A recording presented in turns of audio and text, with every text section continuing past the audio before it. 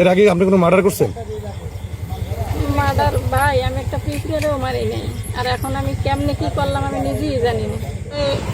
উঠছি, ওঠাতে দুইজনে হাতাহাতি করতে করতে এই দরজার পাশের একটা রড ছিল, সে রড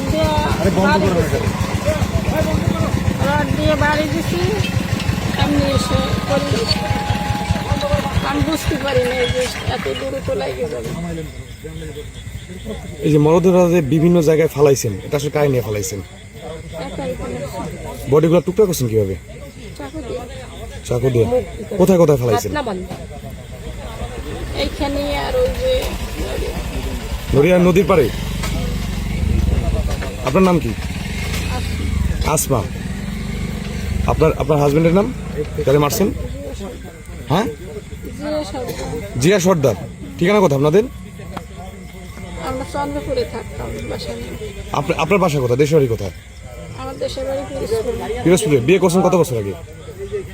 8 বছর। কিভাবে বিয়ে করছেন? মোবাইলে।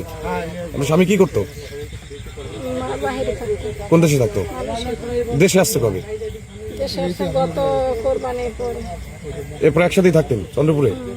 পাঞ্জাবের জগতে একটি বিশ্বস্ত নাম, শাবাব এথনিক ওয়্যার। এর আগে আপনি কোনো মার্ডার করছেন? মার্ডার ভাই, আমি একটা পিঁপড়েরও মারি নাই। আর এখন আমি কেমনে কি করলাম আমি নিজেই জানি না। এই কবে মারছিলেন তাকে? মঙ্গলবারের দিন রাতে। মঙ্গলবার রাতে? বুধবার পড়ে গেছে।